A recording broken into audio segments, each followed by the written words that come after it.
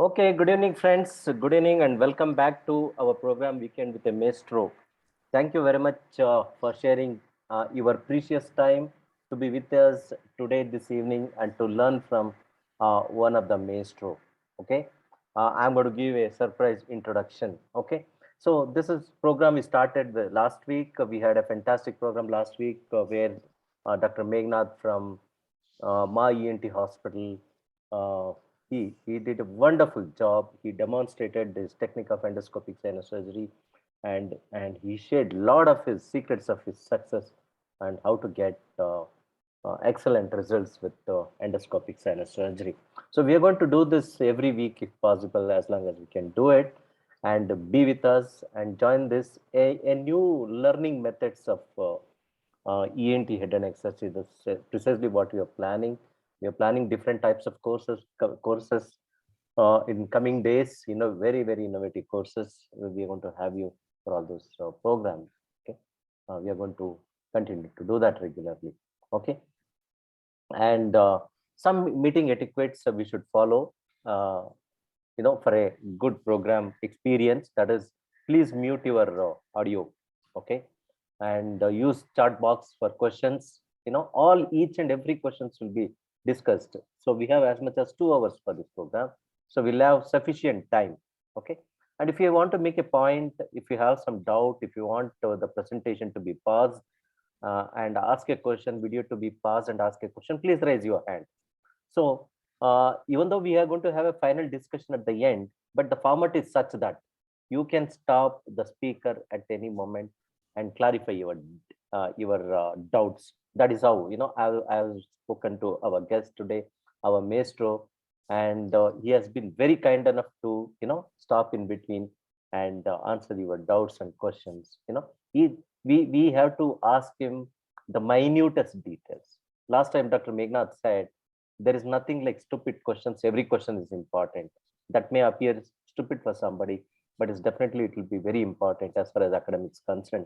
So don't hesitate to ask questions. It is the questions which brings us answers. Okay, so with this, our sponsors, I have no conflict of interest. We have not received any financial assistance from any corporate companies. This program is being sponsored by my medical college, where I'm Professor Basveshwara Medical College and Hospital Chitradurga, and my own hospital, Karnataka ENT Hospital and Research Center Chitradurga, and the Champions Educational and Medical Society Chitradurga. These are our prime sponsors. Now, friends, let us come to our maestro. I'm going to introduce that individual whom I met 10 years back. He was seen to be sort of a junior guy that time, and I met him in one of the programs in Bangalore. So what I know something special is when I looked at him, I saw a sheen, a a glitter, a kind of shining in his eyes. That day, I realized that this boy is going to be something in the future, and he has become one. Okay, that is Dr. H.K. Sushin Dutt, who is a senior consultant of ear, nose, throat, head and neck surgery, and skull-base surgery, and he works as a senior consultant Fortis Hospital in Nagarbavi area, Basaveshwar Nagarbavi area of Bangalore. He's a senior consultant, and he has got very wide area of interest. Dr. Sushin, welcome. Are you there? Yes, sir. Good evening. Yeah, good evening. Good evening. Sushin, instead of me giving you an elaborate introduction, I would like to hear from your mouth about your journey, a medical journey, where you started your undergraduate education, and then the postgraduate education. I do know a little bit where you did your fellowship programs and other things, but I would like to hear your journey from your mouth. Could you be kind enough to share with us? Thank you very much, sir. I think you have given me a very generous introduction. It's a very humbling experience for me. I did my undergraduation from MS Ramaiah Medical College and my master's from VS General Hospital, Ahmedabad. I completed my PG in 2010. I came to Bangalore in 2011. I had the privilege of training with Dr. Janaki Ram for 1.5 years between 10 and end of 2011. 2012, I started my private practice in Bangalore. I joined Fortis Hospital at Nagarbavi, then eventually also joined Fortis Hospital at Banarghatta Road, where I had the chance of collaborating with neurosurgeons, and then it has been a good journey so far. Yeah. And today I would like to share my humble experience on meningoencephaloceles, especially the 3 cases of ethmoid roof encephaloceles, which might help the beginners or the people in practice to improve their surgical acumen. Yeah, that's fantastic, Dr. Sushin. So how do you describe your fellowship with Dr. Janaki Raman? Because I just spoke to him a couple of days back. He was very, very appreciative of you. And how do you rate your experience there? And what would be your advice to your future? I mean, junior. We have some junior colleagues here. What's the importance of getting some such fellowship training programs? Yes, sir. So I trained at my MS training happened at a 2,000 bed tertiary care hospital, wherein our consultants used to perform a lot of spectrum of ENT and skull-based surgery, even cochlear implants back then, between 2007 and 10. But when I went to Dr. Janaki Ram, I realized that there is so much more you need to fine tune, before you can get into a private practice, especially in a place as competitive as Bangalore. So what really helped me was the sheer numbers, and he used to monitor us every single day, hands on. Fantastic. That's great. That's very important. Monitor. Yeah. That feedback you have to get. Yeah. Yes, sir. Every single procedure used to be monitored. And then he made sure that, eventually when we went out, we were ready for the challenges posed by a private practice, especially in a bigger cosmopolitan city such as Bangalore. Yeah, you had a lot of hands-on experience there. Yes, sir. So though it was not a university certified fellowship, it was not a certified fellowship, but the amount of confidence that training gave me and a lot of my other friends, I'm sure a lot of my friends would agree on that as well. We were able to come back and we were able to start our journey in the private domain. Yeah, I have visited Dr. Janaki's hospital and I saw his model of training program. So it's really, certificate is not very important. For us with clinicians, what is important is having that clinical acumen, that hands-on training program, a guidance from a great teacher. I mean, that's exactly what is required, and that's what I also emphasize at my place. Absolutely. That's really great, Sushin. And see, what is your focus of work at Fortis Hospital? You're focusing only on endoscopic skull-based surgery, or like we have to put our hands in everything. Yes, sir. Yeah. So as you rightly said, in a city like Bangalore, you need to be a jack of many trades. I don't know how much we can master all surgeries, but it's important to be able to perform a wide spectrum of surgeries. So initially started off with endoscopic sinus, then moved towards skull base, and also we have had some success with lateral skull base work as well. So I had the privilege of training with Professor Mario Sana in 2018. That's great. We did a certificate training program at Piacenza in Italy, where he holds annual courses.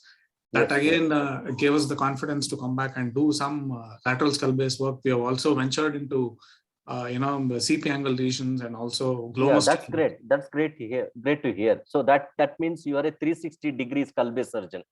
You're going all around the skull base. It's only an attempt, sir. I think there's a long way to go, and I strongly believe that skull base surgeons should be 360. I think knowing lateral individually or ventral individually may not help. Eventually, there has to be an amalgamation of orientation from both the sides. I agree with you. See, that's why we say when we are working, we say we are practicing. We're practicing medicine. I think we end up practicing lifelong, isn't it? Absolutely, sir. Yeah. That's great, Dr. Sreen. And I met you back in 2012 when I did the first cochlear implant in my practice in Fortis Nagarbavi. You had called to congratulate me then, sir. So I will never forget that. And you were one of the early people to encourage me to do the entire spectrum of work. And I would remember that with a lot of gratitude. Yeah. See, that's very important. We need to congratulate, we need to pat each other's back. Very important.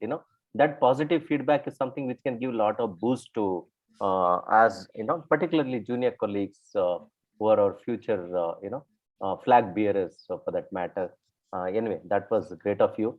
So with this, friends, we'll next jump to yeah, I want to talk to you about our future programs. That is next Saturday, we are starting webinar series on radiology of the neck after a long time.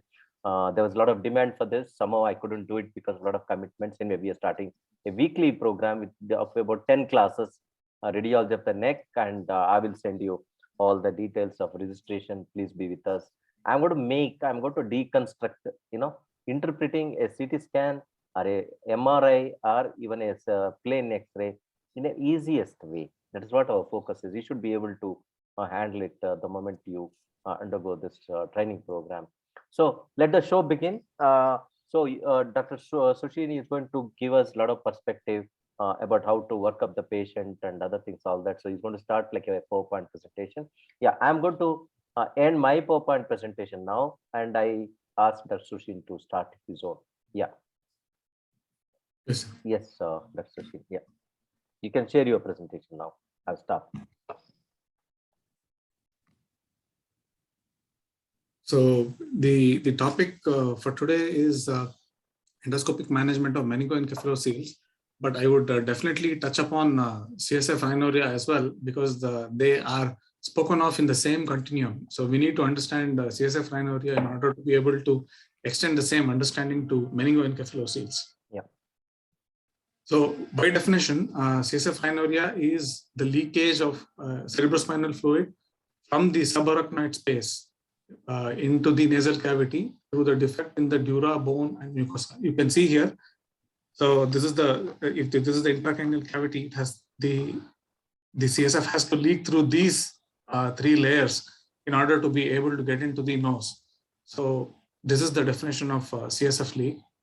Based on the origin, you can classify them as anterior, middle, or posterior cranial foci. When the patient gets a clear nasal discharge, which is one of the commonest symptoms of CSF rhinorrhea, the defect is in the anterior cranial fossa base. That means to say the leakage is usually from a defect in the frontal ethmoid or the sphenoid sinuses. So if the leak happens from the middle cranial fossa or the posterior cranial fossa, the communication to the nasal cavity happens through the mastoid cavity. So this is something that we also call as a paradoxical CSF leak, wherein they may not have much findings in the nose, but when you look at the eardrum, sometimes you can find some kind of a fluid density or a wetness behind the tympanic membrane. So based on the origin of the leak, it's important to classify them the leak into ACF-based leaks versus middle cranial fossa or posterior cranial fossa leaks. So what is the big deal about CSF leaks? Why do we talk about CSF leaks so often? Because when untreated, the risk of developing meningitis is as high as 10% with every passing year. There are a lot of CSF leaks go unnoticed, and sometimes the patient presents with signs of meningitis, the annual risk being up to 10%. A lot of patients that come for surgery would have undergone, would have had multiple bouts of meningitis before they land up in the operation theater. Even I remember the first patient that we treated for an encephalocele, she had 2 bouts of meningitis before she even agreed that there was a problem. And then eventually during the 3rd bout of meningitis, she was admitted to the ICU, she recovered and then agreed for surgery.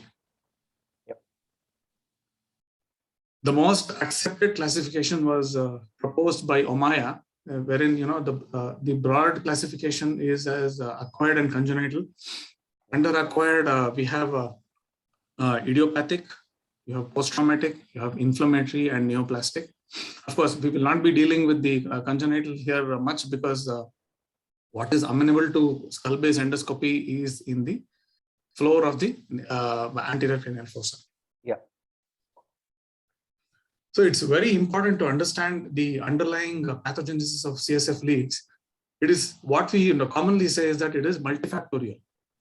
When we talk about a spontaneous CSF leak, the main background causative factors are brain pulsation. We all know that the brain is in a constant state of pulsation, and then it is like a little hammer hitting onto the bone of the skull base.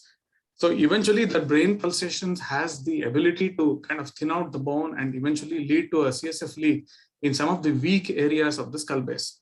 Yeah. Intracranial pressure. Intracranial pressure is an important factor in the genesis of CSF leak.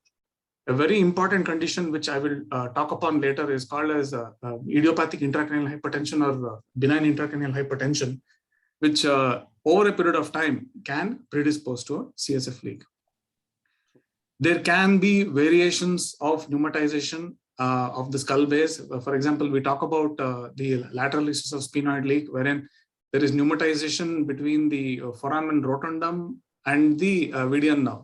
There is lateral recess pneumatization. These pneumatizations usually tend to weaken the base of the skull from where the leaks are more possible. There are certain arachnoid pits. Arachnoid pits are nothing but small collections or small aggregations of arachnoid tissue filled with CSF fluid, which when they come into an area with a pneumatized cranial base, the propensity for the CSF leak becomes much more. So as I said, there can be an individual or a combination of factors which lead to the genesis of CSF rhinorrhea.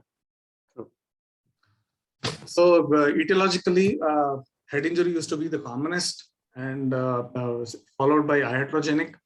Iatrogenic leaks used to happen in the era of headlight surgery. Now most of us have graduated from headlight to endoscopic surgery. Yeah. The chances are much less. The common endoscopic sinus surgeries, they could lead to CSF leak when there was an inadvertent injury to the weak areas of the skull base. Yeah. The most common site of a leak in the anterior cranial fossa is the lateral wall of the olfactory fossa. We know that the cribriform plate has a medial and a lateral lamella. The medial lamella and the lateral lamella. The lateral lamella is the weakest point. The lateral lamella is the weakest point. It can be as thin as 0.1 millimeter. That is the area which is most prone for a CSF leak. You're right. Yeah. So when we talk about traumatic CSF leak, why do traumatic injuries lead to CSF leak? So what happens is that when there is a trauma to the skull base, there is a rotation of the bony spicule, which holds the edges of the torn dura apart. So when there is a tractional injury, there is a small piece of bone breaks away, and then it kind of pulls the dura along with it, and then it leads to a leak. Again, we've spoken about the most common areas. When we compare a leak due to an endoscopic sinus surgery, an iatrogenic leak versus a traumatic leak, the leak caused by endoscopic sinus surgery is unlikely to heal by itself. Why? Because normally when we inadvertently pluck on certain bone, we pull out that piece of bone, and then that area of defect becomes a permanent one, in the sense, while compared to a traumatic leak wherein the bone spicule is still there, wherein it has a better chance of healing. Yeah. Endoscopic in endoscopic sinus surgery, when you have pulled out that amount of tissue, that leak is not going to stop. Which is also why they say when you're doing an endoscopic sinus surgery, if you encounter a leak, please close it then and there. Don't wait for it to stop. And when you have a leak on table, take help if necessary, but close it then and there. I think that's a profound statement you have made. I think this is something we should remember. Yeah, very good. Yeah. Yes, sir. Yeah. So sometimes the leak might be a little delayed. The common causes being a hematoma which dissolves much later. And as I spoke about it earlier, the intracranial pulsation slowly pushes the dura through the a non-healed fracture site. These are the causes for a delayed CSF leak in post-traumatic situation. Yeah. So when we talk about spontaneous CSF leaks from the cribriform plate, see, this picture shows that there is a sieve. Like, what do we mean by cribriform? Cribriform is something like a sieve. Through the sieves of the cribriform plate, the olfactory fibers enter the nasal cavity from the olfactory bulb. These cribriform areas also, when the olfactory fibers exit these areas into the nose, they sometimes carry some arachnoid sleeves or dural sheaths with them, which when there is an increased intracranial pressure, they start to bulge out. They start to bulge out, and one fine day, a small dural prolapse may start leaking. What I'm saying is that the very nature of the arrangement of the cribriform plate itself is something which predisposes this area to have more CSF leaks. Yeah. So when we talk about lateral recess of sphenoid, you can see here in the picture given, the lateral recess is the area of pneumatization between the foramen rotundum. You can see in the picture it's marked as V2 and the median nerve. So when there is pneumatization of the sinus in between these two landmarks, that pneumatization is called as a lateral recess. Yeah. So again, as I spoke earlier, the roof of this lateral recess is in contact with the temporal lobe brain tissue. So you can see the temporal lobe is in close communication with this area. Yeah. So when there is a combination of increased intracranial pressure, then you have arachnoid sacs which are filled with CSF there, and then the constant brain pulsations. This area can further thin out, and it can lead to a CSF leak. Yes. So one of the important things that I would like to talk about here, when we talk about lateral recess leak, we use the term Sternberg canal leak, but they may not be the same. What I want to tell you, I'll go back to the previous slide. Yeah. Embryologically, the Sternberg canal was located when the skulls of children were studied. The Sternberg canal was located medial or around the area of this internal carotid artery here. Yeah, you're right. This is the normal location of a patent craniopharyngeal canal, or what we call normally call as a Sternberg canal. Yeah. So you can clearly see when we talk about lateral recess leak, the leak is not happening from here. The leak is happening here. True. Is my marker seen on the screen? Yes. Sir? Yes, it's seen. So when we talk about a lateral recess leak here, which happens here, it is not the same as the Sternberg canal leak. And in fact, when the skulls of adults were studied, only 4% of the adult skulls had a patent craniopharyngeal canal. So the patent craniopharyngeal canal is not the leak happening from a patent craniopharyngeal canal cannot be used, as the same term for lateral recess leak. Yes, this is another thing I think clarified today. It's a another profound statement or take home message we have learned today. Yeah, fantastic. Yes, continue. Yeah. Yes, sir. So now, having learned some things about the CSF leak, we'll get into the meningoencephalocele. Yeah. So what are meningoencephalocele? They are herniations of the meninges with or without associated brain tissue to a bony defect in the calvarium or the base of the skull. Why do we say calvarium?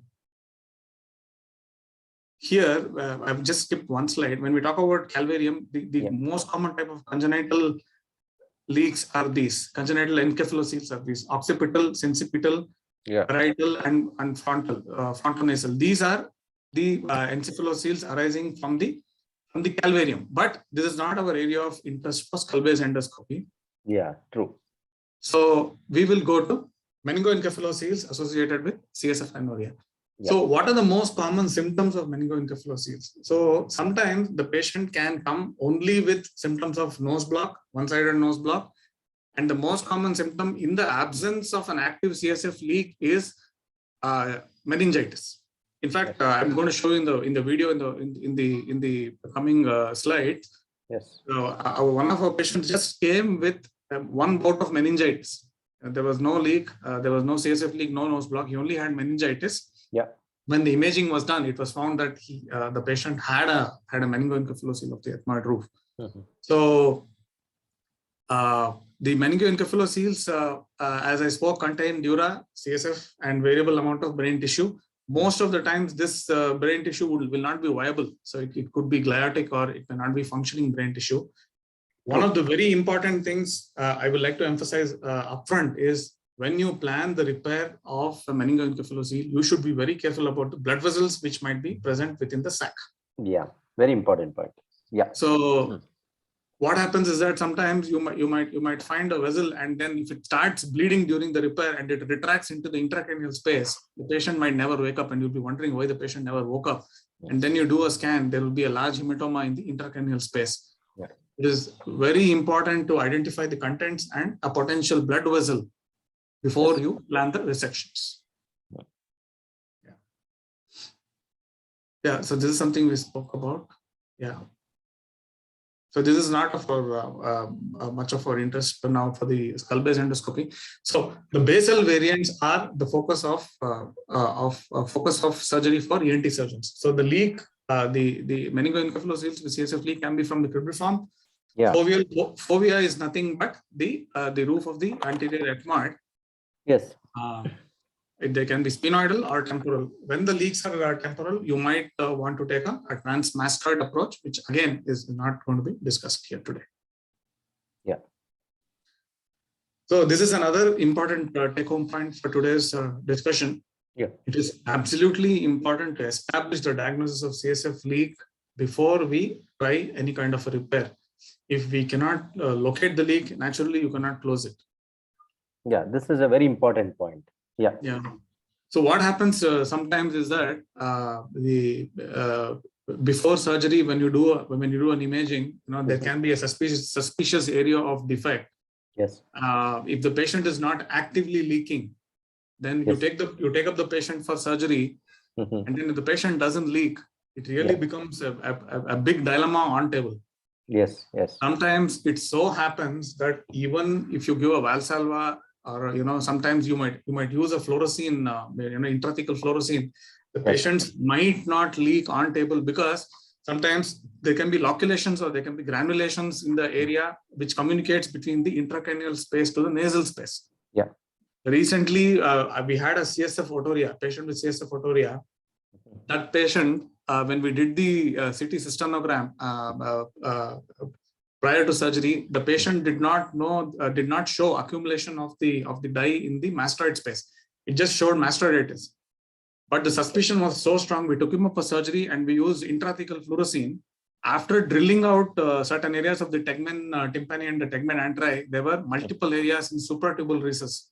Yes. So sometimes you might end up in a very bad dilemma. So it is always better that the patient is actively leaking during the time of surgery. Yes, true. Yes, sir. So what are the critical factors for diagnosis? Of course, history, examination, investigation. Patients can present with intermittent or continuous discharge. Large encephaloceles can present with nose block. Patients might give a history of previous endoscopic sinus surgery. Some patients come with history of recurrent meningitis. On endoscopy, you might pick up a meningoencephalocele. Otoscopy, as I spoke before, can show a middle ear effusion. Yeah. And of course, some conditions such as a spontaneous rupture of a mucocele in the maxillary sinus can mimic a CSF leak. So if the discharge, the history of discharge is not long enough or not consistent enough, you might want to go slow on the diagnosis of a CSF leak before you consider a surgical repair. Yeah, right. So when you do an OPD endoscopy, these might be some of the findings that you see. You can see a large smooth polypoidal mass in the nasal cavity. It can be a flimsy swelling, and should be very careful to probe it, especially if it's only on one side. Then when you probe that swelling, you need to be a little careful. Yeah, you're right. So what are the common lab investigations that we do? One is beta-2 transferrin. Yes. So beta-2 transferrin is produced by neuraminidase activity in the CSF, aqueous humor, and perilymph. This is quite sensitive and specific, so to say, but I think this is quite expensive. I think we have tried to get these investigation on in some situations wherein the cost, I think, was coming up to almost 20 to 24,000, and this was usually outsourced to another lab. Yeah, it's expensive. Yeah. Very often we don't ask them for this investigation. We'd rather do a CSF biochemical and cell analysis and corroborate with the imaging before we plan the surgery. True. Yeah. So beta trace protein is also one of the biochemical markers that is produced in the CSF. Beta trace protein, I have been told, is not done anywhere in India. So beta 2 transferrin, it might be done. Beta trace protein is not done, though it is very specific. This is for the sake of technical understanding and completion. True. Yes. Of course, we will we try to collect the fluid coming from the nose into a sterile container, and we will subject it to normal CSF analysis. We know, see, the CSF opening pressures might be one of the indicators for idiopathic intracranial hypertension, which we will discuss a little later. Yeah. So it is good for us to differentiate between a normal CSF versus bacterial and a viral infection. Yeah. Which might help us plan, because if the patient is in active meningitis, you might want to active or kind of patient is in a subacute meningitis, you might want to postpone the surgery for a little bit of time. Yeah. Yes. So what are the imaging modalities for CSF rhinorrhea? So CT cystonogram is one of the important imaging modalities. Yes, it is invasive. The patient needs to have a lumbar drain put in place, wherein they inject a dye. Usually it's iohexol. They inject iohexol. The advantage of CT cystonogram is provides a fantastic definition of the edges of the defect. The bony defect can be very well defined on a CT cystonogram, and we can also have two. Sometimes we can keep two pledgets in the nasal cavity. One pledget can be here in the nasal space. Another one can be here as a control in the inferior meatus. Yeah. If the pledget in the nasal cavity stains, you know that there is a leak happening, while the control, sometimes which can be used in the inferior meatus, does not stain. So the follow through in the nasal cavity can be examined, and this can be a very good test, albeit invasive, for the diagnosis of CSF rhinorrhea. When the patient, this takes a bit of time, and it takes maybe up to 2 hours sometimes to be able to get a good image. And if the patient has the suspected meningitis or raised intracranial pressure, we may not be able to do this CT cystonogram. This is the follow through of this is the defect in the left-sided ethmoid roof. You can see this is the CSF space clearly following into the ethmoid sinuses, and the larger defect in the bone can be seen. So what are the dyes used? So these are some of the dyes, but iohexol is what is commonly used. Fluorescein may sometimes be very important, especially in the case of multiple leaks, when you have a skull-based fracture. Skull-based fractures, you can encounter multiple discontinuities in the bone. Yeah. Wherein the repair can be a little tricky, because you might end up missing some of the fractures. That is when fluorescein sodium can be a very good adjunct for your planning. So during induction, we put the patient, we put the lumbar drain to the patient, and we normally use 0.1 to 0.25 ml of, some people use 5%, some people use 10% of sodium fluorescein. Harindra sir has raised his hand. Is there a question? Yeah. So, 0.1 to 0.25 ml of 5% fluorescein or 10% fluorescein is mixed with 10 ml of CSF from a lumbar puncture, and it is slowly pushed over about 10 to 15 minutes. Yeah. And the patient is put in Trendelenburg position. Trendelenburg position is nothing but the head low position. The head low position. True. Yeah. One of the things that you might want to use during surgery is a blue filter endoscopy. So you might want to put a blue filter to the endoscope that you use, wherein the defect can be well delineated. But sometimes even without the blue filter, the fluorescein is kind of bright green in color, and you might be able to see it directly also. So a blue filter endoscopy is recommended, and sometimes Valsalva can be used, so that it can kind of accentuate the leak into the area of the defect. Yeah. Some of the complications, yes, with fluorescein is, yes, the patient is on antiplatelets and other drugs. Yes, there can be a hematoma. There can be complications such as quadriparesis or paraparesis.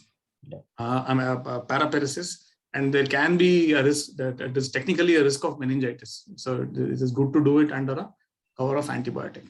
Yeah, that's a important point. Yeah, before we go to the next slide, Harindra Bhai has raised his hand, so we'll find out if he wants to make a point. Harindra Bhai, welcome to the forum. Thank you so much. It's nice, Can you hear me? of you to be here with us, sparing some time. It's Dr. a pleasure M. and privilege, Harindra, Prahlad. senior consultant, also happens to be my senior from my alma mater, PJ Chandigarh. He comes with a vast experience with wide kind of surgeries. Yeah, we are eager to listen, hear from you, your point of view, anything you want to make. Thank you, Prahlad. Am I audible? Yeah, you're audible very much. Yes, sir. See, basically, I wanted to share a couple of points on the CT scan thing. Yeah.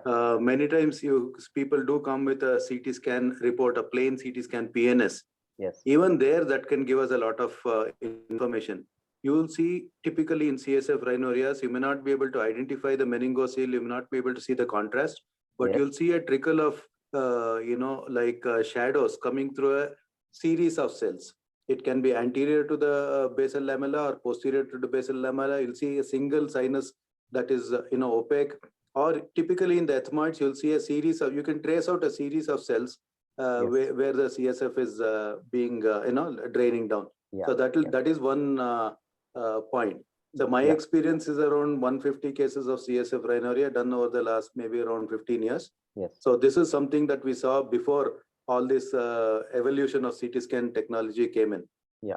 The second place where we generally miss out is in the posterior wall of frontal sinus, especially the post-traumatic situation.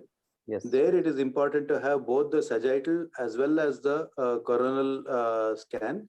Yes. And you can see basically it depends on the pneumatization. Your primary concern is whether you'll be able to reach it comfortably intranasally. Of course, there are other methods of reaching it with a small incision in the eyebrow and all that, but generally you can see the anterior end, and you can see the posterior, the curvature of the skull base, frontal bone skull base, the posterior wall of the frontal sinus. The more bulging it is, the more difficult the access to the frontal sinus will be, because it will become very narrow. Yeah. So these are the small points. When you don't have a contrast, even with a plain CT scan, you can guess that it is CSF rhinorrhea. You can try to localize it. Of course, I use. You cannot go ahead with a repair without properly localizing it. You might need some kind of intrathecal contrast, or at least a highly T2-weighted MRI also sometimes. Yes. The choice is between the two, but you have to localize it and go ahead. I just wanted to say that even a trickle and a trail, a series of cells can sometimes help you in localizing it. Yeah, that's very good, excellent pointers, Dr. Harindra. It's a good point.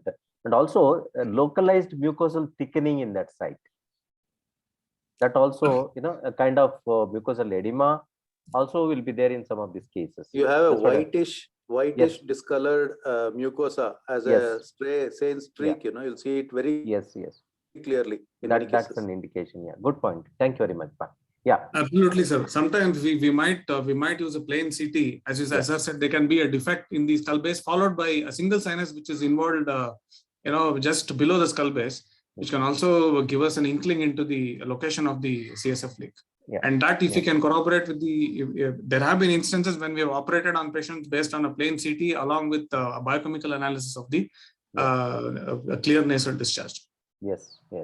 So this is the blue filter endoscopy, which is this is how it appears, as I said. So even without a blue filter, there can be a bright color which will help you identify the suspected area of leak, and this is the blue filter which is used on the patient. Yes. Yeah. So MRI cysternography. So MRI cysternography is a very useful test. First thing I want to tell is that MRI cystonogram is not an invasive test. It does not need a lumbar drainage. MRI cystonogram is nothing but a T2 sequence MRI. Yeah. A T2 sequence MRI wherein the CSF is seen as a hyperintense shadow. You can see it here in the image here. This is the leak seen on the in the sphenoid on the right side. when you see a very bright signal on a T2 fast spin echo, this can also give you an idea about the location of the leak. So it is non-invasive. It does not use one of the other differences between MRI and CT. Of course, this MRI is a non-ionizing radiation. Yeah. And further, the MRI T1. Yes. On an MRI T1 to corroborate MRI T1, the CSF will be more hypo-intense than an inflammatory sinus fluid, which is more proteinaceous. So when you get a bright signal on T2, and this further corroborates with a not so hypo-intense signal on a T1, you can differentiate this from an inflammatory nasal secretion. Yes. So when we use a series of sequences T1 and T2, we can use MRI alone. Only that the MRI cannot give us the exact delineation of the bony defect. Yes. So, but yes, the extent of cerebral tissue is better defined, and the MRI cystonogram gives us the track, the CSF track, right from the subdural, the subarachnoid space all the way to the sinonasal space. So it accentuates the conspicuity of the CSF fistula, and also it can tell us whether there is some amount of brain tissue in that. So the extent of cerebral delineation is much better with the MRI sequence. Yeah, you're right. Perfect. Yeah, before going, Dr. Fazali Wahid from Pakistan, he wanted to make a point. I think he tried to annotate. You have any queries, Dr. Fazal? Dr. Wahid? You can unmute yourself.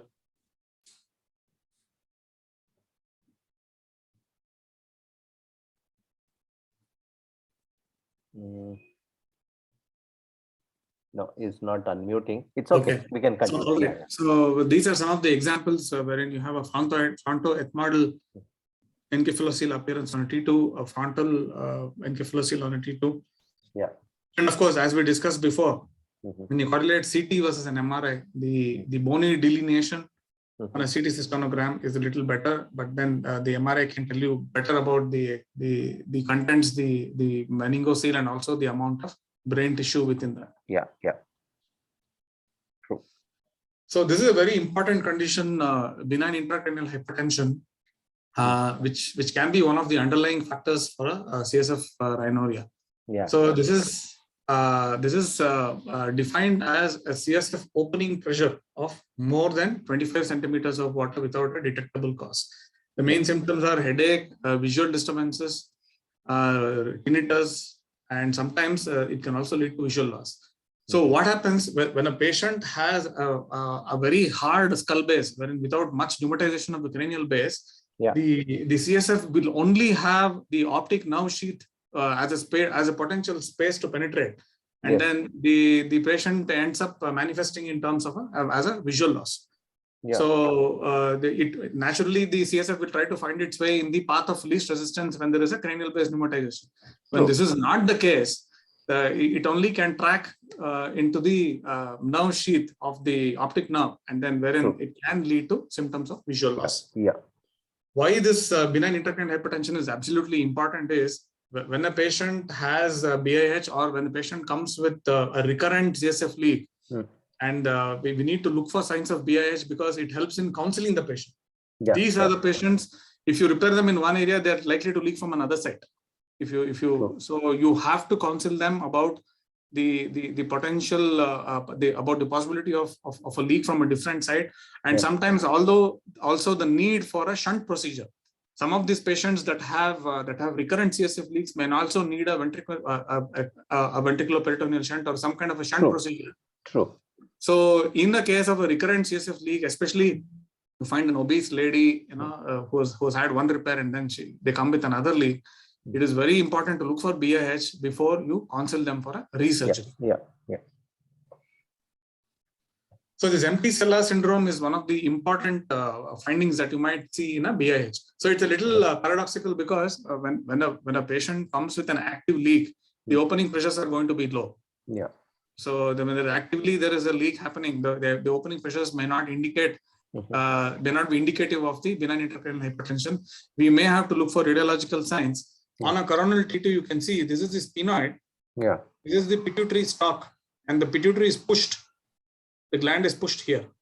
Yeah, right. And there's entire fluid intensity on a T2 sequence. This is an MRI coronal T2 sequence. Yes, yes. And on a T1, you can see there is a fluid intensity, as I said. Completely. This is Empty more cell. hypointense compared to a proteinaceous sinus inflammatory secretion. So we need to look for empty cella syndrome when we are looking at BIH. Yeah. Yes. And also on MRI, T2 MRI, we Yes. can see this the CSF tracking along optic nerves. Yes, sir. That is another sign described. That is another thing we have to keep in mind. Yeah. Okay. Yes. So we use something called as a modified Dandy's criteria for the diagnosis of benign intracranial hypertension. Yeah. So the antibiotic prophylaxis is debatable. Some people say the antibiotic needs to be, because when you find a patient with CSF leak and they are not willing for surgery, whether to give them antibiotics or not, becomes the next question. And how long will you give them antibiotics? True. So it's definitely useful in patients with post-traumatic CSF leak while they're in the hospital. It would give them an antibiotic prophylaxis. So we'll go to the surgery. How do we repair a CSF leak with meningoencephalocele? The approaches can be classified as intracranial and extracranial. Intracranial, of course, will involve the craniotomy approaches. The extracranial can be external approaches or the endoscopic approaches. Yeah. In the external approaches, you had external ethmoidectomy. As sir was saying, that you can use a brow approach sometimes to seal a leak from the posterior table of a frontal sinus, which is not amenable to endoscopic access. Sometimes you might use a transmastoid approach when there is a paradoxical CSF leak. Transseptal septospinoidal approaches were also used. Yeah. But the gold standard of the surgery in today's era is an endoscopic approach. Yeah, you're right. That's also level 2 of endoscopic skull-based surgery, which is easily available for ENT surgeons, otolaryngologists. Yes. Very important to practice this one. And Darendra Bhai has point to make. Yes, brother. Yeah, I just want to tell you about that benign intracranial hypertension. Another, he has excellently brought out the importance of diagnosing it preoperatively. You have the Hardy criteria and all that on the orbital changes. Yes. But one thing we should be very careful is that we should counsel the patient that once we repair the leak, you can start becoming symptomatic.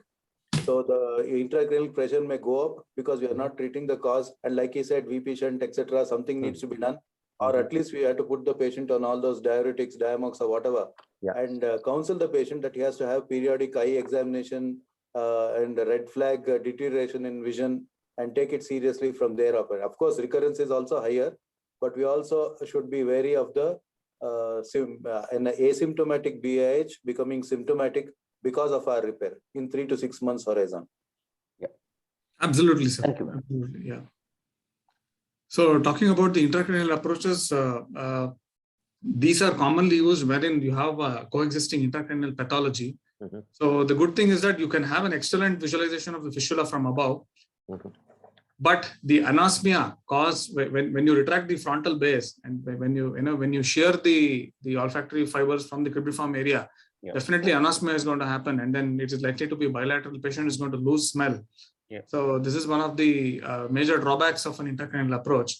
And of course, you have the other problems that are associated with any intracranial, any craniotomy approach, such as frontal lobe dysfunction and intercerebral edema, the prolonged recovery, and the success when compared to an endoscopic approach is definitely lesser. Yeah, that's a point. Very important point. Okay. Yeah. So as Dr. Harindra sir mentioned, so extracranial approach might be important to access the posterior wall of the frontal sinus, which may not be amenable to endoscopy. Yeah. There are some situations where you can do a draft 3 and you can try to access the posterior table frontal defects, but sometimes despite our best attempt it cannot be possible. So you might want to use a small brow approach wherein you can access those kind of defects. Yeah. The external ethmoidectomy were used, and transmastoid, we have spoken about this. So yes, the extradural approach, the extracranial approach definitely minimizes the risk of intracranial complications. Yeah. So the standard of care today is endoscopic surgery. The success rate is as high as 97%. One of the important factors is the preservation of smell. Yeah. We can use a variety of grafts which are available locally within the nose, and also other adjuncts which can help us close the defect effectively. And of course, the hospital stay, in fact, we are able to discharge these patients in about 3 to 4 days after the surgery. Right. Yeah. So what are the graft materials which can be used for CSF leak repair?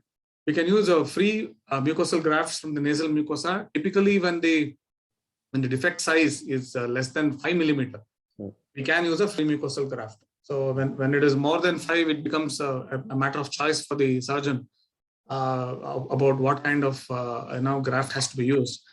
Our favorite Hadad flap, Hadad Bastagastiki flap, has revolutionized the repair. You can just put a Hadad flap and you can just forget about it. Hadad flap is so robust, so dynamic, and works so well. Most of the ENT surgeons are now familiar with the Hadad flap, and they are using it. And even the neurosurgeons are very widely accepting the Hadad flap.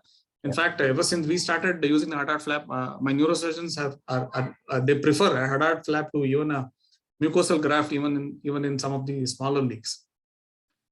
Apart from the Hadad flap, you can use an anterolateral nasal flap, posterolateral nasal flap, middle turbinate flap, and the other repair materials can be fat.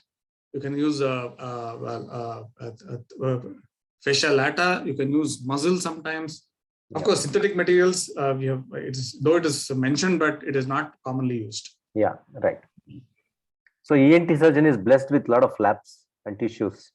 That is one interesting thing, whether it is ear surgery or head and neck surgery. Yeah. Okay. So what are the techniques of repair? You have an underlay or an overlay, just like a tympanoplasty. You can do an underlay graft, you can do an onlay graft, you can do a combination of both, onlay, inlay. The bath plug technique has been popularized by Professor Peter John Wormald, wherein the picture onto your right, you tie a thread to a blob of fat, and then you can kind of press it into the dural defect, wherein the pressure of the contents on the intercranial space itself will not allow the fat plug to get extruded. And over and above this, you can use the other repair material. The bath plug technique is one of the useful methods for closure of smaller defects. A gasket seal can be used, and of course, what is best is the multi-layer closure. So what's a gasket seal? A gasket seal is typically used in flat areas of the skull base, such as planum sphenoidale, or maybe even in the posterior wall of the sphenoid sinus, wherein first you do an onlay fascial grafting, as is seen here. If this is the defect, you do an onlay fascial grafting, and then you can countersink a rigid buttress onto the onlay fascial graft. And then this becomes like a watertight seal. So this is something like your cooker, how your cooker sits onto the gasket. So, so this is a very good method for closure, especially in the posterior wall of the sphenoid sinus. And then, of course, you can reinforce this further with a nasoseptal flap. So more about the endoscopic approach. It was first described by Vigand in 1981. What is very important is your first layer of repair has to achieve the seal. In other words, once you put the first layer, the leak should not happen. True. So let us not expect the second or third layer to do the closure of the CSF leakage. The first layer, be it fat or fascia, whatever we use, the first layer should achieve the seal. So we have to prepare the site by removal of mucosa so that the raw bone can take up the tissue better. So around the area of the defect, it's good to expose about 3 to 5 millimeter or even more of the bone wherever when possible. This may not be possible in a cribriform area, wherein the area of of the flat bone is limited. Cribriform area we may not be able to expose much, but when the leak is in the fovea or maybe even in the posterior ethmoids or the sphenoid roof, there can be more robust removal of mucosa, which will give her a larger raw surface for the flaps to be taken up. So if there are any bone irregularities, please smoothen them out. The assembly may not sit very well when you have bone irregularities. So plan the layers well. Do not have folds. So if there are folds, you might end up with leakage. You might not achieve the seal that you're looking for. Do not use synthetic materials between the layers. One of the important things to consider during repair is the shrinkage of the graft. during healing. Even a Hadad flap can shrink up to 30%. That's what they say. Even a Hadad can shrink up to 30%. So if you're looking at using a free mucosal graft, let it be at least double the size of the defect, so that important point. That we account for the shrinkage of the graft. Yeah. So today I will show. I will focus on ethmoid roof encephaloceles. Maybe I think I have 3 videos. Okay. This is the ethmoid roof encephalocele. So before you start, I just could you pass? Before you start, I want to know how you prepare these patients. Local preparation, general preparation to prevent bleeding, to be, to have a safe surgery, clear surgery. So how do you prepare these patients? So these patients, unless the patient is hypertensive, I don't use any kind of a special preparation for this patient. Okay. In fact, I've been using, after a lot of deliberation with the anesthetist, intraoperatively, when I use a pack, I use 1 ampule adrenaline in 10 ampules of saline. That's what they arrived. Initially, when I came after my training, we used to use adrenaline directly for packing, but then this was totally unacceptable to my anesthetist. Yes. So despite much discussion, they were not amenable to that. Then over a period of time, we have negotiated 1 in 10, 1 ampule of adrenaline with 10 ml of saline as the packing, as the dilution for packing. Yes, I would normally wash the nose with betadine before we start the surgery. Very important. We would definitely. One of the important things is that when you're doing a CSF leak, prepare the patient as a neurosurgical patient. Do not prepare the patient as a FES patient. Important point. Yeah. Okay, so please paint the face well. Please paint the nose. Please paint have some protection on the eye. Use a pad, but also paint the area as well. Do not prepare the patient like a FES patient. Make sure only the nares are exposed. Okay. And once you start the surgery, if you can do the vibrisectomy, remove the vibrisectomy. I think it will prevent fogging of the endoscopes, and it will. Some critical areas critical points in surgery when you want to take the scope inside and the vibrissae are coming in the way. It is definitely, though it might seem simple, but vibrisectomy will really be a blessing for you during the critical parts of surgery when you want to take the scope inside. Do a vibrisectomy, wash the nose with betadine. Yes. I use 1 in 10 packs. Sometimes my neurosurgeon, my neurosurgery colleagues might pack the nose with Nasevion glass packs before they shift the patient. So honestly, that may not be necessary. Yeah. So when you are doing these cases, neurosurgeon is always with you. Yes, sir. In fact, they may. Sir, one more thing I want to tell you is that to all the ENT surgeons, most of these patients of leak come from the neurosurgery department. Yes. I'll be honest. They may not come to me directly. Yeah. Though there is a lot of exposure in terms of the ENT surgeons doing CSF leak. Yeah. The patients typically, I think I would say 70% of my patients over the years have come from the neurosurgical referrals. True. So they do not, even though they come to me, eventually they will take the opinion of a neurosurgeon. And so what I feel is that when a patient comes to me, I am better off, showing them to my neurosurgeon and keeping them in my loop, rather than they go elsewhere and we lose the patient. True. Very important point you made. Always do a teamwork with neurosurgeons. Yeah. Yes, sir. See, one more point I wanted to ask is, so you do this case under hypotensive anesthesia or normotensive anesthesia? I do these cases at hypotensive anesthesia. Yeah. Okay. So of course, when we talk about a pituitary, then once we complete the cellular phase, and then once we're at the dura, when it's time for durotomy, then we wait for some time and then we make the patient normotensive. Yeah. So unless we're doing a pituitary lesion or some other intracranial lesion like a meningioma or something, we do the nasal phase under hypotensive anesthesia. Do you keep these patients ready for craniotomy anytime such a thing happened? Sir? Did you keep patient prepare for craniotomy also if required? Yes, sir. Yes, sir. So it's a very good point, sir. Yeah. All these patients are given the option of craniotomy during the same sitting itself. Should there be any kind of a contingency situation wherein we are not able to find the defect, we always give them the option of a craniotomy during the same sitting.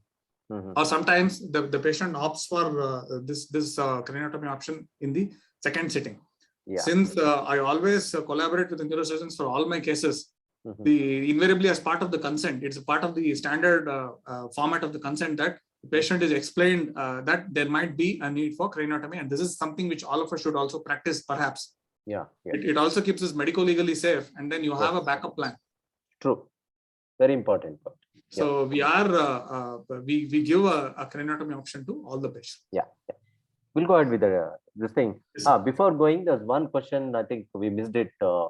That is Dr. Ajay Shedjay. He asked, can we combine plain CT PNS with MR cystonogram to avoid intrathecal dye?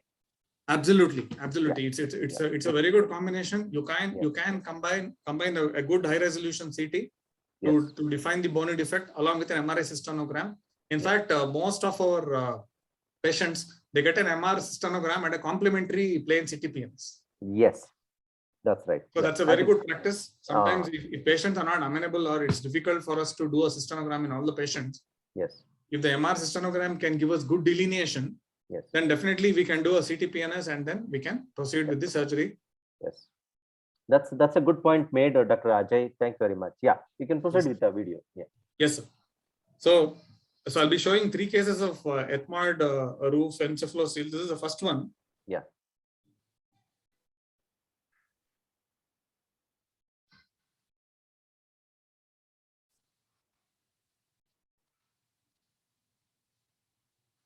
So this lady came with a history of clear water discharge, and there was a history of fall and head injury 1 year back.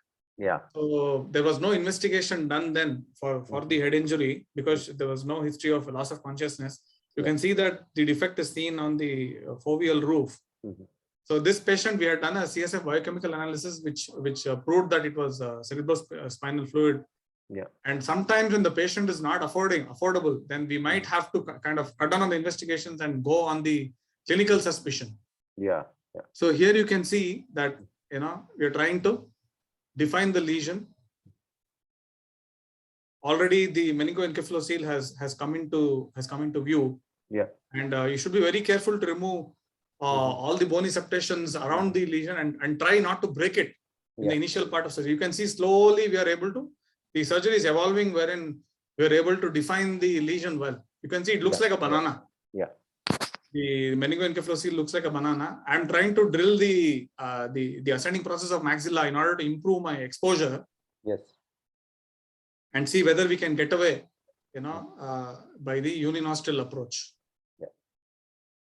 So initial shrinkage of the bipolar, initial shrinkage of the meningoencephalocele is done with the bipolar.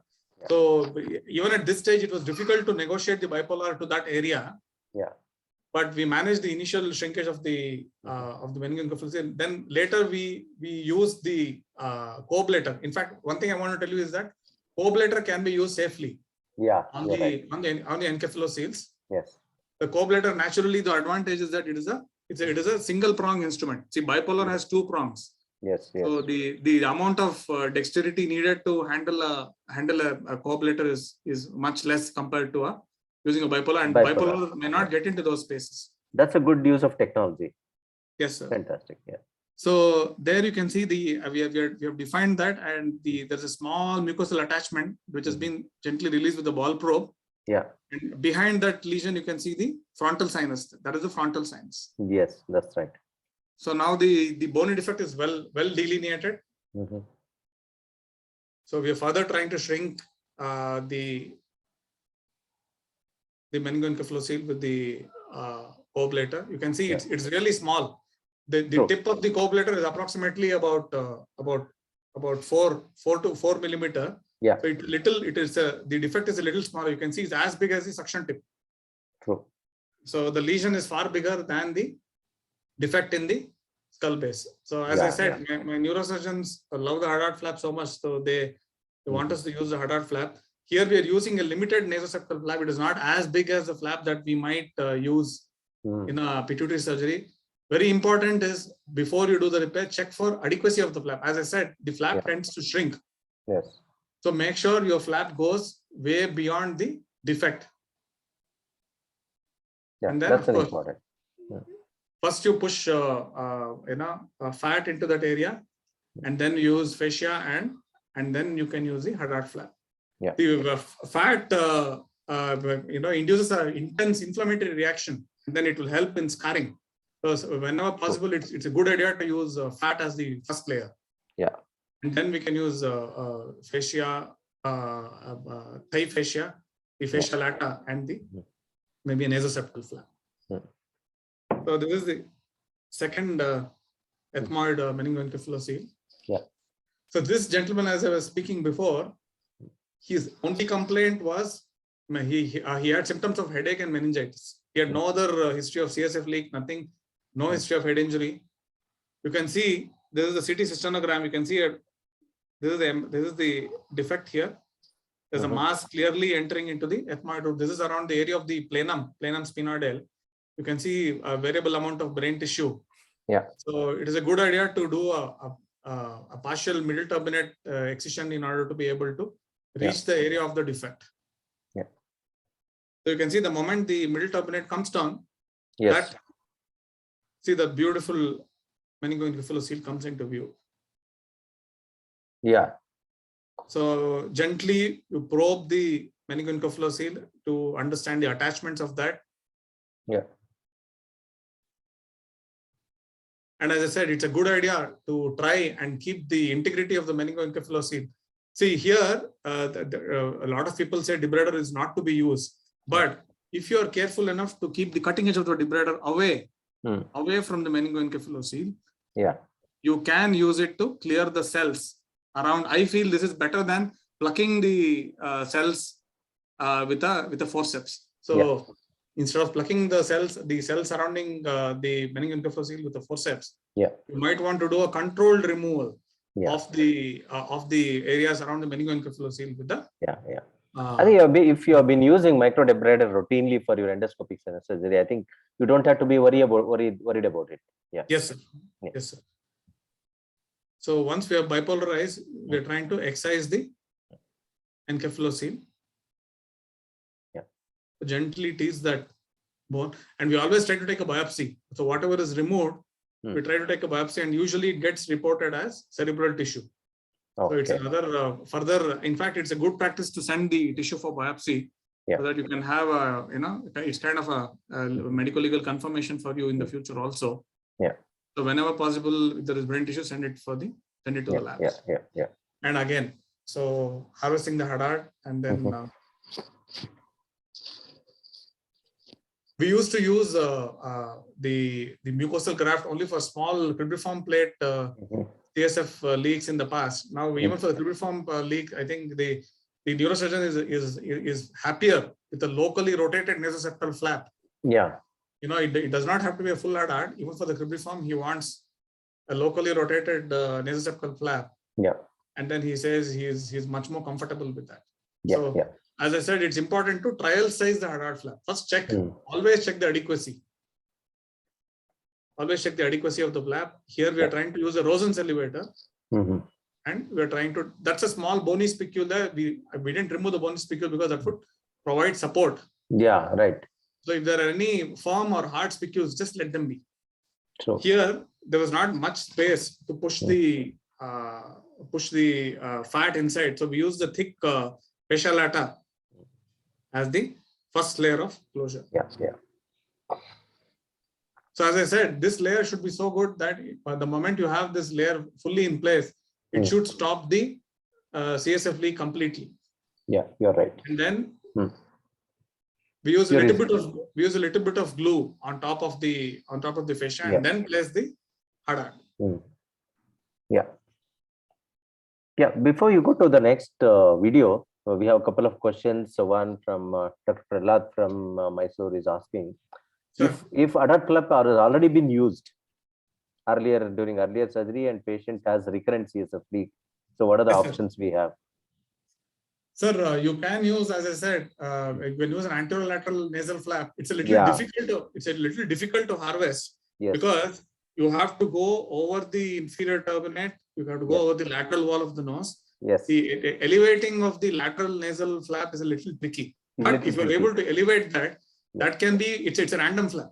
It does not have any kind of a fixed vascularity. It's a random flap.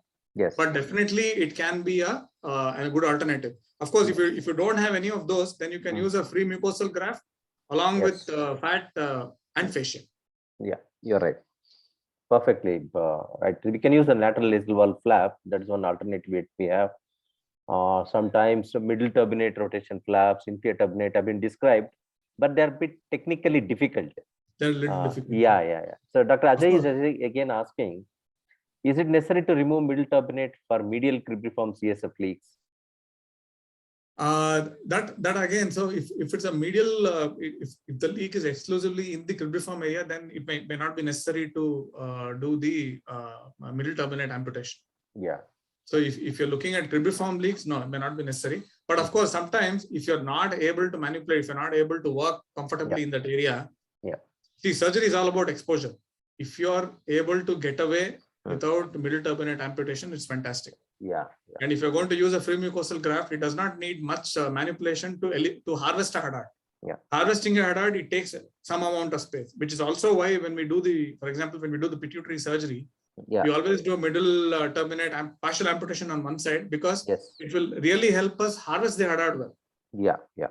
That's so right. cribriform leak, if you're able to get away with a mucosal graft, with a free mucosal graft and fat, definitely the middle turbinate amputation may not be compulsory. So Dr. Praveen Kumar is asking, what is your bipolar setting when you try to reduce or shrink the meningoencephalocele? Yes, sir. I use 50. I keep it at 15, sir.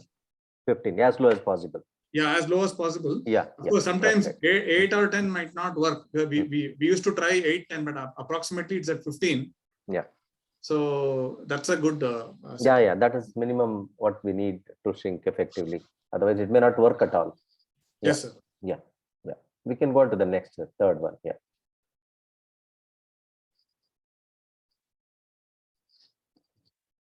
So this is the third and the last one, wherein the patient. This is the patient who had 2 bouts of meningitis before she agreed for surgery.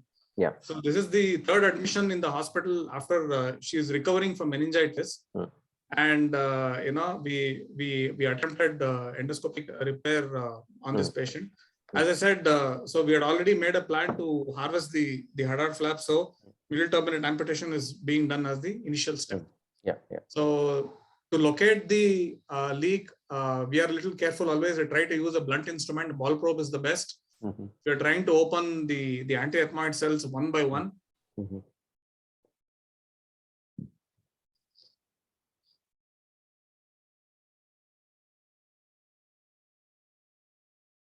This is the anterior ethmoid, and then we try to locate the frontal recess. Identification of frontal recess is important because sometimes if you're not careful, you might inadvertently block the outflow tract. So it's very important that you identify the frontal sinus. There you can see that is a dysfunctional brain tissue.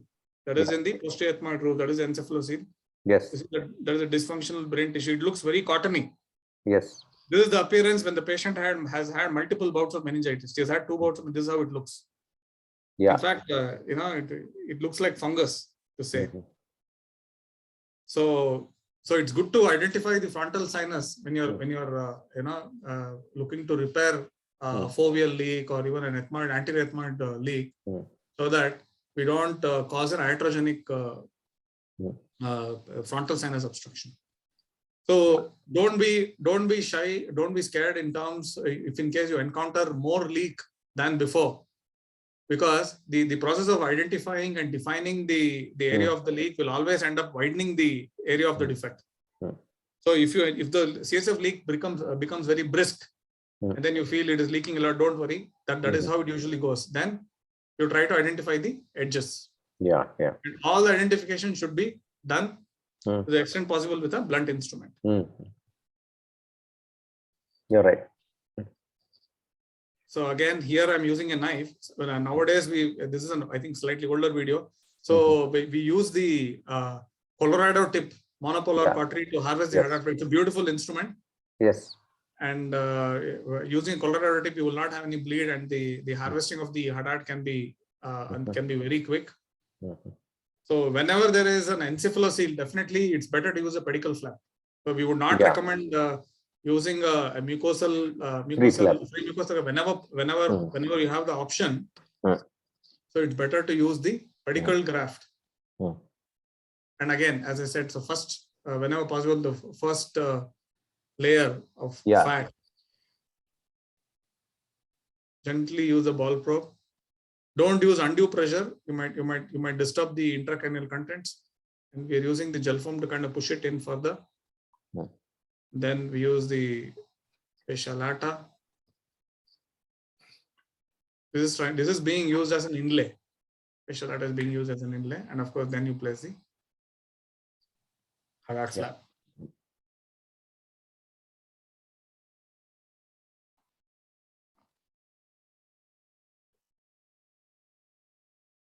We use tissue glue. Tissue glue is available in I think as 1 ml and 2 ml. This is Tissil from Baxter company. So if you have a very big leak, you can. Of course, I think using the tissue glue is more of a mental satisfaction than actually actual good. If you're sure of the repair, then you might not want to use Tissil also. We have stopped using it to mainly reduce the cost. Yes, sir. And whenever cost is a concern, we don't use Tissil also. Yes. We put the layers and then we are happy to leave the patient. Yeah, you're right. So that's about it, sir. I wanted to show 3 videos. I mainly focus on ethmoid roof encephaloceles.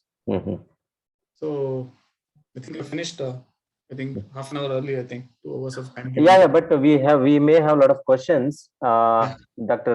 Ambili Panikar, she's asking, when we are debriding in the fovea area, what are the landmarks we should keep? How safely we can debride? So how do we work around that area with the when we are debriding in the fovea area around this around this meningoencephalocele? What landmarks we can keep? How can we be safe? So when you look at the anatomy of the skull base, first you get frontal recess, anterior fovea, anterior ethmoidal artery, posterior fovea, posterior ethmoidal artery, and sphenoid sinus. This is the anterior-posterior orientation of the skull base.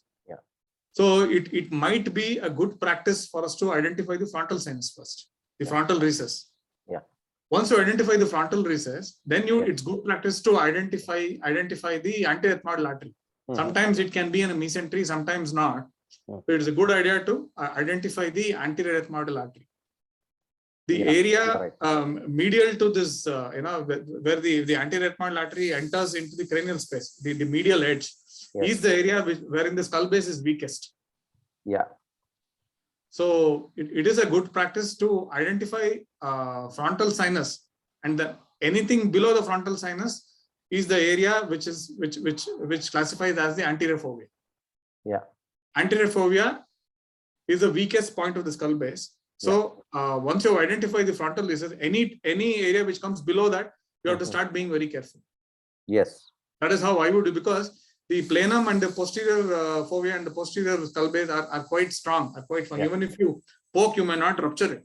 You may not enter into the posterior skull base area there.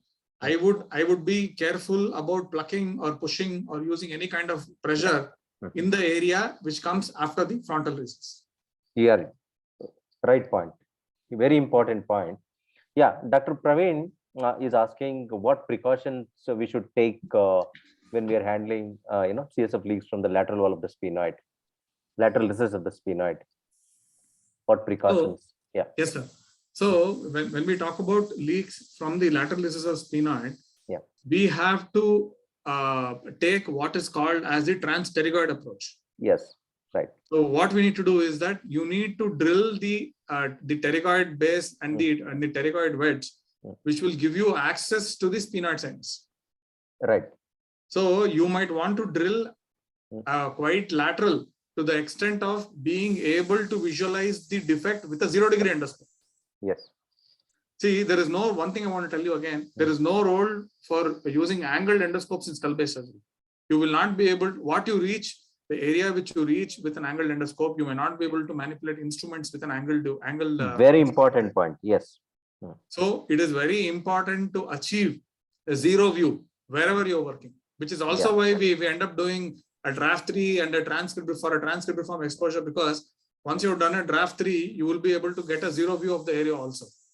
Likewise, when you're doing a lateral recessive sphenoid leak, you have to drill the pterygoid base so much that the leak in the lateral recess area should be visible to you end on. You're right. That's one. Second thing, you may not, naturally when you drill so much, you may end up sacrificing the Hadad flap on the same side, because you would have drilled that area of the spinopalatine foramen there. Yeah, you're right. So you may not be able to get the Hadad flap on the same side. So if you're looking to, because these leaks are, I mean, usually when we talk about lateral recess leak, there'll usually be herniation of the brain also. So it's better to take the Hadad flap from the opposite side. You prepare the Hadad flap from the opposite side. And then you can use it for closure on the contralateral side of the lateral recess leak. Right.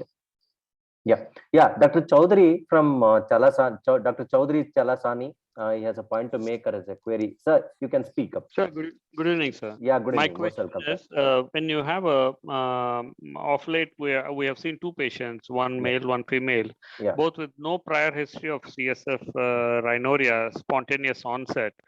Do you routinely do a intracranial pressure, CSF pressure test? One question. Second question is, the male patient had a CSF leak, and on doing a routine nasal swab culture, we found pseudomonal bacteria.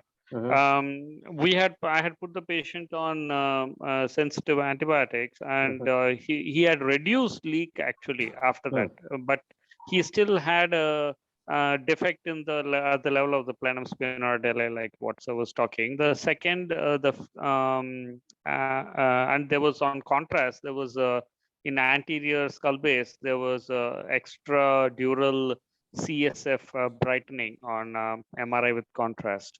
So my questions, these are my two pertinent questions. Do you do a pressure check? And second is, do you wait after giving antibiotics for any defect due to a pseudomonal infection to heal before intervening? Thank you, sir. Yes. So one thing, sir, is when the patient, as I spoke earlier, when the patient is actively leaking, the opening pressure will be low. So there is no point doing an opening pressure check in the patient that is actively leaking. So it is bound to be low. The opening pressures usually need to be checked after the repair. I think you are better off looking for other signs of benign idiopathic intracranial hypertension, as I mentioned earlier. You do the fundoscopy, you look for an empty sella, you look for ventriculomegaly, you look for other signs. Okay. When the patient is actively leaking, so there is no point in looking for the opening pressures, because it is bound to be low, because you already have an outlet. The patient is leaking actively, right? So it might give you a false sense of the pressure being normal. One. Second, the other patient that has a pseudomonal infection, definitely you need to give antibiotics, wait till the patient stabilizes, and then you have to proceed with surgery. Because if the patient is really growing pseudomonas and then you take up the patient for surgery, you're likely to push that infection into the brain. Important point. I think that's a very relevant point. Dr. Jai Bharti Thanraj is asking. So can I just ask another doubt related please go ahead. pressures? We still have a lot of just time. want to know, in a patient who has a spontaneous leak like this with no prior premorbidities, would you put a CSF tap, and would you repeat a drainage and wait for the leak to heal by itself before intervening, is my question. Because it's a surgical procedure, is a surgical procedure. Now, the second question is, in a patient with a CSF leak, would these patients ultimately end up getting a repair done? Secondary to infection. Thank you, sir. So patients with spontaneous CSF leak, they're unlikely to stop on their own, sir. Yeah. That is the very definition of spot, because they happen for no good reason. So we have, as you said, instead of putting a lumbar drainage, we have used Diamox for variable amounts of time, 2 weeks, 3 weeks, but eventually they have always come back with a leak afterwards. Yeah. So any patient that has a spontaneous CSF leak, they will eventually need repair. True. Yeah, that's the right point. Yeah. Now coming to the concluding this thing questions, Dr. Jai Bharti Tangraj is asking, so what is your post-op care and instructions for these patients? Yeah. So normally we use one Merosil pack in these patients. We try to keep them in a slight 10 to 15 degree head up position in the wards. We try to make them. We encourage them not to walk too much in the initial first 3 days, because any of the pedicle flap, the nasal pedicle flaps, what they say is that they take 7 to 2 hours for them to spring back into vitality. The Hadad flaps takes 3 days for it to be taken up in the primary stage. Yeah. So we make the patient to lie down as much as possible in the initial 3 days. Make sure they don't walk around much. After 72 hours, we remove the pack. Yeah. And we discharge them on oral antibiotics, which are CSF penetration. It could be an Augmentin, it could be amoxiclav. We discharge them on oral antibiotics after 3 days of IV medication. And we typically follow them up about day 3, day 10, and day 21. Okay. After the discharge. Yeah, Dr. Praveen has a question. Yeah. Dr. Sushin. Yes, sir. If you have, can you have pneumocephalus as a complication post-operatively? Yes, sir. Sometimes there can be a pneumocephalus due to the handling itself, but if the pneumocephalus is small, it tends to resolve on its own. Okay. Thank you. Yeah. Lata ma'am, you have to unmute yourself. Dr. Lata ma'am is head of the department, Bijapur BLDA Medical College, one of the senior surgeons with a lot of experience is here. Welcome, ma'am. Yeah. Sir, good evening. Good evening, sir. Good evening, ma'am. Good evening, ma'am. Good evening, Congratulations, Dr. Prahlad, sir. You have Thank proved you. once again and again that you are kindling interest not only in juniors but also seniors in conducting this master class. Yeah. I congratulate you once again, Thank sir. you, ma'am. Thank you very much. And Dr. Sushin is so nice today in his presentation. Yeah. It was so informative, Dr. Sushin. My pleasure, ma'am. Thank you so much for being here. One question from my side. Yes, ma'am. So what is the ideal multi-layered graft that can be used in revision CSF leaks? The ideal, and which can be accessible to even us like tertiary centers? Ma'am, yours is no more a tertiary, sorry, yours is a tertiary like quaternary center now. No, sir. I see a lot of big work happening there. I think they're running a skull-based fellowship program, so I think it's definitely a tertiary referral center now. Yeah. So the availability of some flow seal and tissue glue, everything is little bit problem, sir, because of the affordability of the patient. So in such a situation, what do you suggest? So, madam, definitely, if as we spoke, if the nasal septal, the Hadad flap has been used up already, we can use fat and fascia. We can also use 2 layers of fascia, and you can if the leak is small, as I said, if it is less than 5 millimeter, you can use a free mucosal graft. Sometimes, if we are looking at a revision surgery, we can use a larger mucosal free mucosal graft also. The preferred repair for a revision is also the same fat, fascia, and mucosal graft. Sometimes if you're looking at very large defects which have been operated in the past, then one of the options is pericranial fascia. Yeah. So, but then the pericranial fascia, the harvesting of the pericranial fascia becomes a little tricky. You need a frontal bicoronal exposure. And then you have to bring it into the nose through a small window in the sinus, in the frontal sinus, through a Marcos window, and then pericranial fascia or a pericranial flap can be one of the flaps in which can be used if the patient has a very large defect on a secondary or a redo procedure. Yeah. Okay, sir. Okay. Thank you. Harindra Bhai again, he wants to make a point. Yeah. No, I was just alluding to Madam's thing about flow seal or TIS-seal not being available. We can just use mashed muscle, harvest some muscle anywhere, mash it nicely with a mallet, and that releases a lot of fibrin, and that can be as a final closure.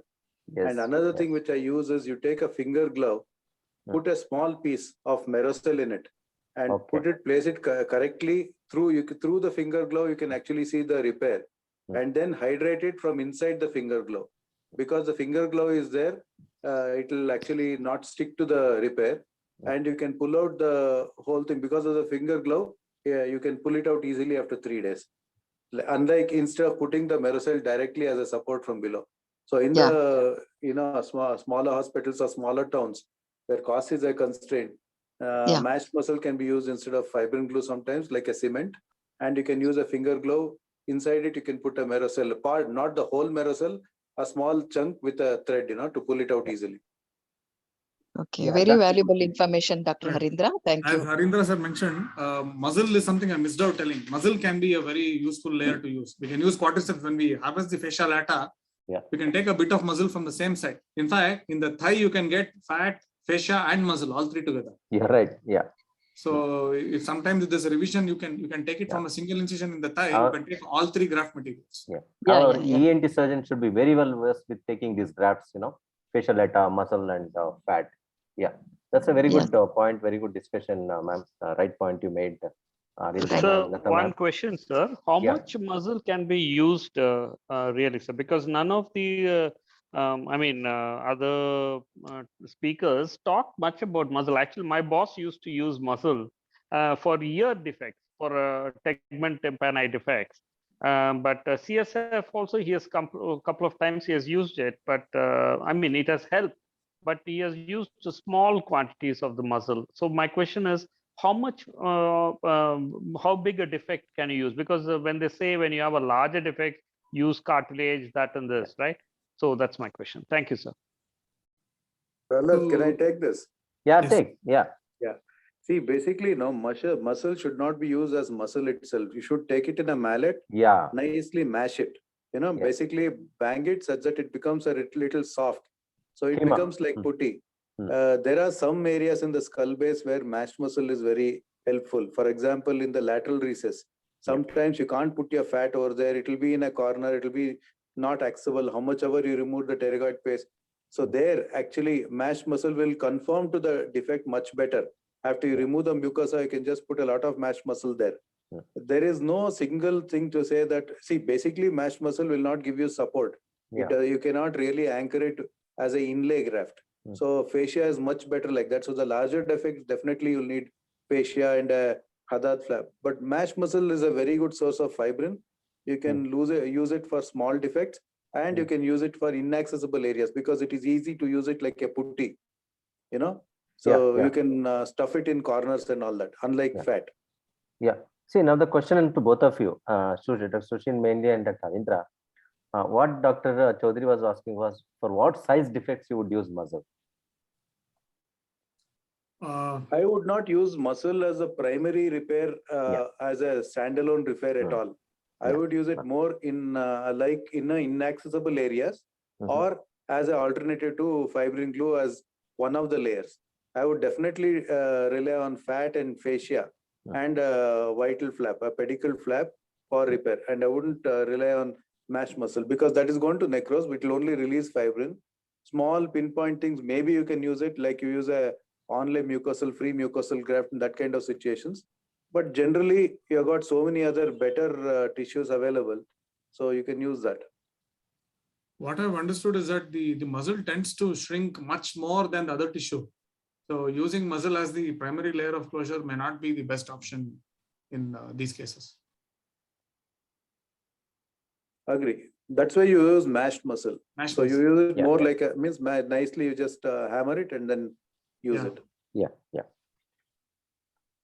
Any other questions from you all, friends? I'm really very happy. We have a small audience, but we have a widespread audience coming nearly from 5 different countries. Really, I'm very happy about it. And this is a focused program with a lot of exchange of information. So let me summarize what we have learned today from our maestro, Dr. Sushin Datta, and also Dr. Harindra and Dr. Lata ma'am. I want you to be our next maestros in future programs. Please prepare yourselves. Okay. Yeah. One is first is, if it is a iatrogenic CSF leak, it's going to be a bad. You have to repair in the same setting. So be prepared. Okay. It's going. That is one thing we learned today. And all no, not all Reed-Berg's what is this? Sorry. Reed-Sternberg canal CSF leaks are exactly from the canal, rather it will be there from lateral recess. That is second point. And evaluate for blood vessels within the meningoencephalocele. Ensure there are no blood vessels, lest you cause bleeding or cerebral infarction. And locating the leak is very, very important. If you want to close it, you have to locate it first. Okay. And whenever possible, send for CSF analysis for confirmation. If it is not available, beta-2 transfer is not available, you can do routine analysis. But important is differentiating normal CSF with a meningitis patients or bacterial meningitis or viral meningitis. That is very important critical observation or information Dr. Sushin has shared. And I never thought in those terms actually. Okay, that's a very important point. And next is intracranial approach always has high morbidity. So all ENT surgeons, they should train themselves for this level 2 skull base surgery, that is repairing CSF leaks. Okay. And when you are using any pedicle graft, any graft, also a pedicle graft, the shrinkage is a possibility. That is a 7th point we learned. And so always, you measure the flap, you see it is adequate, you have a larger flap instead of a smaller flap. And always do a teamwork. Many a times these cases are referred by neurosurgeons, so have them beside you. Okay. And if something goes wrong, is always there patting your back or protecting you from harmful events, okay, unexpected events. And surgery is all about exposure. Even if you're doing endoscopic sinus surgery is all about exposure. So get a good exposure whenever necessary. Don't hesitate to do a partial middle turbinectomy and get a good exposure. Okay. And for all meningoencephaloceles, use pedicle flaps preferably, mainly the adult's flap. And the second, if other flap is not available, you can also use lateral nasal valve flaps. That is there. That's very important. Okay. And if you have habit of using angled endoscope for skull base work, be careful about it. Okay.